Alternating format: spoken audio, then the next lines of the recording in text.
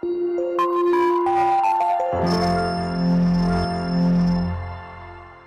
बच्चों, कैसे हैं आप? उम्मीद करती हूँ आप बढ़िया और एकदम मज़े में होंगे।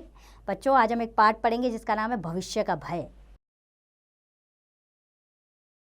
स्कूल से लौटकर आज तुलतुल ने ना तो खाना ही खाया और ना ही पार्क खेलने गई। मुंह फुलाकर चुपचाप छत की सीढ़ियों वाले दरवाजे के पास बैठ गई। इस समय यहाँ कोई नहीं आता, इसलिए गुस्से दुख और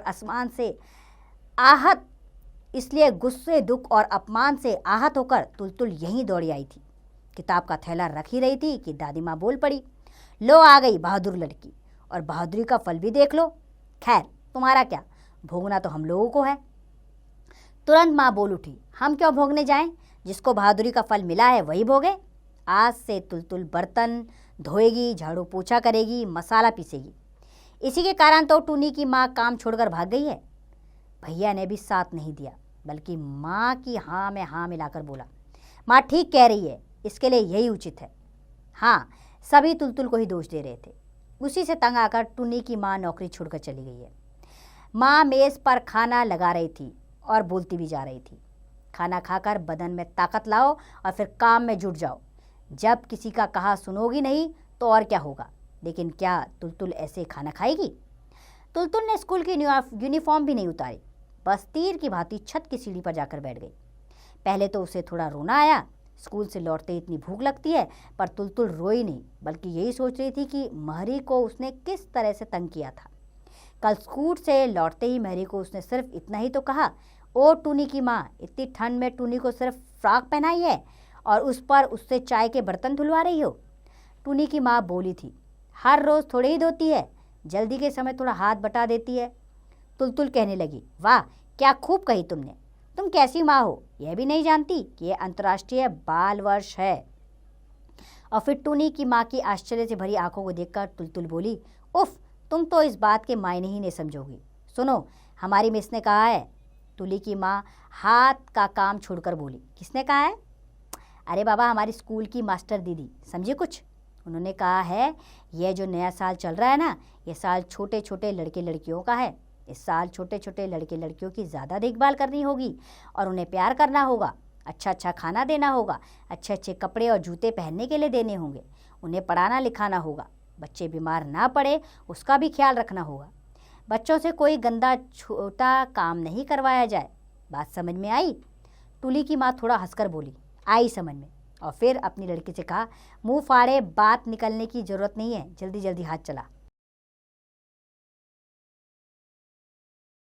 तुलतुल ने गुस्से के मारे कहा, खाक समझी है, खबरदार टूनी को, तुमने फिर पानी छुआ। इतनी ठंड है और उससे भी अधिक ठंडे पानी में हाथ डुबोकर चाय के बर्तन धो रही है। कह रही हूँ छोड़ दे। तुलतुल की मिस ने कहा है, हमारे घरों में जो काम करने आते हैं, यानी जो बर्तन मांजते हैं, कपड़े धोते हैं, झाड़ू पोछा करते हैं, उनके बच्चों को ही यदि हम थोड़े प्यार की आंखों से देखें, अगर कोशिश करें कि थोड़ा अच्छा खा लें, सर्दी के दिनों में पूरा बदन ढकने के लिए कपड़े मिल जाएं, पढ़ने लिखने की सुविधाएं दी जाएं, बीमारी में दवा मिल जाए, तो लगेगा कि दुनिया में हमने कुछ अच्छा काम किया है। हालांकि तुम सभी अभी बच्चे ही हो, फिर भी अभी से सोचना सीखो, कैसे दुनिया में किसी के काम आओगे। एक बात ध्यान में रखना, दुनिया में सभी आदमी बराबर हैं, सभी छोटे बच्चों को प्यार पाने और देखभाल किए जाने का अधिकार है। तो फिर मिस के कहे अनुसार क्या तुलतुल कोशिश भी नहीं करेगी? और फिर टुली तुलतुल से भी छोटी है, दुबली पतली हड्डियों का ढांचा मात्र है। ऐसी टुली ठंडे बर्तन में बर्तन धोएगी और तुलतुल गर्म पानी से हाथ मुंह धोकर, गर्म कपड़े पहनकर गरम गरम पूरियां खाएगी। रोज रोज ऐसा ही होता था, ये सच है, पर अब तुलतुल बड़ों को ऐसी भूल नहीं करने देगी। आज तुलतुल समझ गई है कि ऐसा करना बहुत खराब बात है। अंतर्राष्ट्रीय बाल वर्ष में टूनी जैसे बेचारे बच्चों की देखभाल होनी ही चाहिए। इसलिए तो तुलतुल चिल्लाकर बोली, माँ नाश्ता दो। और फिर टूनी से कहा, ए टूनी, मेरे साथ चल, पूरियाँ खाएंगे। सुनकर माँ वहीं से बोली, ओ तुलतुल, तू बेमतलब में देर क्यों कर रही है? पूरियाँ उसे भी दूंगी, पहले तू खा। पहले मैं क्यों खाऊं? तू अभी अभी स्कूल से आई है। अच्छा, टूली को भी पूरियाँ दे रही हूँ, तू तो बैठ। टूली की माँ तुलतुल से बोली, जाओ मुन्नी, माँ डांटेगी। आज क्या तुम्हें भूख नहीं लगी है? टूली, तू तब तक कोयला तोड़ दे, सुबह के लिए चूल्हा तैयार छोड़ूं। फिर क्या था? तुलतुल ने टूनी के हाथ से कोयला तोड़ने का हथौड़ा छीनकर फेंक दिया और बोली, माँ की बात कभी मत सुनना, यह बाल वर्ष है, समझी? बाल वर्ष में बच्चों को गंदा काम करना मना है। आज से तू डिपो से दूध लेने भी नहीं जाएगी, माँ के साथ सड़क से सड़ा हुआ गोबर नहीं उठाएगी। बात समझ में आ रही है ना? दिमाग में कुछ घुसा? तुलतुल की इतनी बातों के जवाब में टुनी डरी डरी सी बोली, हथौड़ा लौटा दो दीदी, नहीं तो माँ मुझे बहुत डांटेंगी।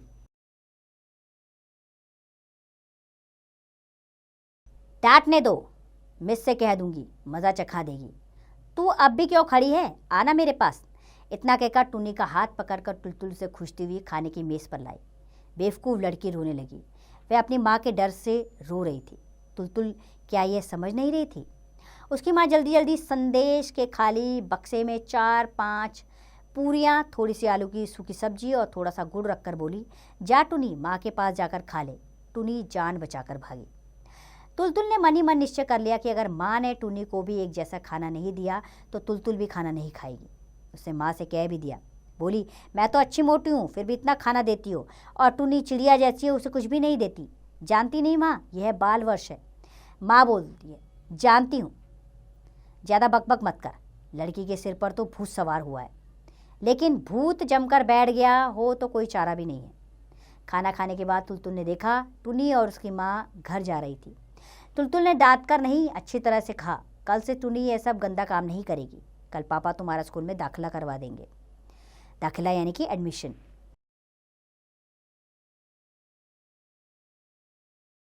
और आजकल तो स्कूल में फीस भी नहीं देनी पड़ती, किताब कॉपी सब मुफ्त में मिलती है। मुफ्त यानी फ्री में। टिफिन में खाना भी मुफ्त में मिलता है। सच पापा? हाँ मुन्नी, बिल्कुल सच, यह नियम हो गया है। तो फिर टुनी हिसाब हल कर पाएगी। क्यों नहीं, सीखने पर ज़रूर कर सकेगी। किताब पढ़ सकेगी पापा, ज़रूर पढ़ सकेगी। कल सुबह जैसे ही वे लोग आएंगे, टुनी को पकड़कर स्कूल में बैठाऊंगा। तुलतुल खुशी के मारे झूम उठी। आहा, कल बड़ा मज़ा आएगा। स्कूल में पहुंचते ही तुलतुल मिस को जाकर कहेगी, मिस, मैंने आपका कहना माना है। हमारे घर में जो काम करती है उसकी लड़की को ही स्कूल में ही तो तुलतुल ने यही तो कर लिया। स्कूल में मिस के सामने यह सब नहीं चलेगा। स्कूल में गंभीर, शांत व सभ्य ढंग से बात करनी पड़ती है। रात में सोते समय तुलतुल का मन बड़ा खुश था। सोते समय उसने माँ को निर्देश दिया, कल मेरे साथ टुनी को भी खाना दे देना। माँ, टुनी को भी अच्छी अच्छी चीज़ें खाने को देना, समझी ना माँ? माँ नाराज़ होकर बोली, सब समझ गई, तार तार समझ गई। अब ज़रा बकवास बंद कर और कृपा करके सो जा। तुलतुल तुरंत सो गई। अरे माँ, सुबह उठकर तुलतुल ने देखा, यह क्या? यह सुबह रोज की तरह है। पापा को उन्हें ले जाने की जल्दी नहीं है। पापा घर पर ही नहीं थे और टुनी ज्यों की त्यों फटी फ्रॉक पहनकर चाय के ढेर सारे बर्तन धो रही है। तुलतुल नल के नीचे से टुनी को खींचकर बोली, कल क्या कहा था? टुनी बेवकूफ़ की तरह अपनी माँ की ओर देख रही थी। टुनी की माँ बोली, मुन्नी को क्या हो गया है? दिमाग तो नहीं फिर गया है? तुलतुल सीधे 2 मंजिले पर पहुंची, यानी कि दूसरी मंजिल पर। और कल शाम माँ से जो कपड़े लिए थे उन्हें लाकर टुनी को पहनने का हुक्म दिया। हुक्म यानी आदेश दिया। और बोली, पापा के लौटते हम स्कूल जाएंगे, समझी? और उससे पहले तू मेरे साथ खाना खाएगी, याद रखना। क्या इसे टुनी की माँ को तंग करना कहा जाएगा? उसे तो उस समय स्कूल जाने को नहीं कहा था। खाना खाते समय तुलतुल चिल्लाकर उसे पुकारने लगी। दादी माँ बोली, टुनी अपने पापा से पूछने गई है। क्या पूछने गई है? वह स्कूल जाएगी या नहीं? वह अपने पापा से ही नहीं पूछेगी तो क्या तुम्हारे कहने से ही होगा? टुनी की माँ इसलिए बर्तन छोड़कर लड़की को लेकर घर पूछने गई है। दादी माँ की बात तो थोड़ी थोड़ी ठीक लगती है, पर तुलतुल को थोड़ा डर भी है। टुनी के पापा कहीं उसे स्कूल जाने से मना कर दें, इन लोगों का कोई भरोसा नहीं है। अब तो टुनी की माँ बोली थी कि पढ़ने लिखने से गरीब आदमी का काम चलेगा, फीस नहीं लगेगी, किताब के पैसे नहीं लगेंगे। यह सुनकर भी टुनी की माँ चुप रही। तुलतुल जब जूते मोजे पहन रही थी, पापा बाजार से लौटे। तुलतुल बोली, ओह पापा, आप बड़े डेंजरस हैं। यह बात पापा ही अक्सर उसे कहते थे। इतनी देर कर दी आपने, टुनी भी देर कर रही है। उसके आते ही उसे स्कूल में लेकर आ जाइएगा। यही पापा के स्कूल में करवा दीजिए, यही पास के स्कूल में करवा दीजिए। वहाँ बिना जूते मोजे पहनने घुसने नहीं देते हैं। पापा, टुनी बेचारी के पास तो कुछ भी नहीं है। जब वह पास हो जाएगी और उसे जूते मोजे खरीद कर देंगे ना पापा, उसके पापा के पास ज़्यादा रुपए नहीं है, इसलिए वह नहीं दे सकते। आप तो देंगे ना पापा? फिर पापा का जवाब सुनने से पहले ही वह स्कूल की बस आ गई और अब शाम को बस से उतरते ही उसे यह सुनना पड़ा कि टुनी की माँ ने तुलतुल की हरकतों से तंग आकर काम छोड़ दिया है। सुबह जो अधमजे बर्तन छोड़कर चली गई थी, फिर वापस नहीं लौटी। पड़ोस के घर की सुगदा भी उसी मोहल्ले की है। माँ ने उसे भेजा था, पर टुनी की माँ ने कहलवा दिया कि अब वह काम नहीं करेगी। इसका मतलब टुनी की माँ का पापा से पूछने जाना एक बहाना था, बकवास था। वह स्कूल के डर से भाग गई। ताज्जुब है, इतनी बेवकूफ़ है वो। घर के जो बड़े लोग हैं उनमें से कोई भी टुनी की माँ को दोष नहीं दे रहा। सभी टुलटुल की बेवकूफ़ी की बात कर रहे हैं, और ये सभी पढ़े लिखे लोग हैं। ये तो जानते हैं कि बाल वर्ष में क्या क्या करना चाहिए। रोज़ तो अखबार पढ़ते हैं। असल में बड़ों को समझाया नहीं जा सकता। बड़े लोग कभी कुछ बोलते हैं तो कभी कुछ। उनके सभी काम बड़े उल्टे किस्म के हैं। इस बार की तो बात है, तुलतुल जलपाईगुड़ी में नाना के घर गई थी। नाना जी ने तुलतुल को दया के सागर विद्यासागर पुस्तक खरीद कर दी। उस समय वह क्या बोले थे, महान व्यक्तियों की जीवनी पढ़ तुलतुल, जितना हो सके ऐसी किताबें पढ़ना और उनके आदर्शों पर चलना। आदर्शों यानी कि उनके बताए हुए नियमों पर। उसके कई दिनों बाद की बात है। जलपाईगुड़ी में बहुत ठंड पड़ रही थी। एक गरीब लड़का कोई पुराना कपड़ा मांग रहा था। तुलतुल ने अपना कार्डिगन उतारकर उसे दे दिया। बाप रे बाप, नाना जी ने ऐसी डांट लगाई कि क्या कहना। पागल सिरफिरी लड़की, कहकर नाना जी बड़बड़ाने लगे। क्यों, विद्यासागर क्या अपने शरीर के कपड़े उतारकर गरीबों को नहीं देते थे?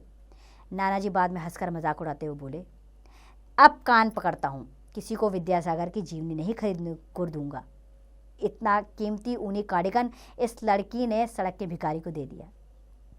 रास्ते के भिखारी को नहीं देगी तो क्या तुलतुल पैसे वालों के लड़के लड़कियों को देगी? देने पर भी वह क्या लेंगे, और तुलतुल उन्हें देगी भी क्यों? उनके पास नहीं है क्या? नीचे से भैया की आवाज़ सुनाई दी, ए तुलतुल, खाना खाने आ जा, छत पर क्यों बैठी है? तुलतुल का मन डोल उठा। पेट में चूहे कूद रहे थे, फिर भी तुलतुल कठोर बनी बैठी रही। इतने में ही वह हिम्मत हार जाएगी।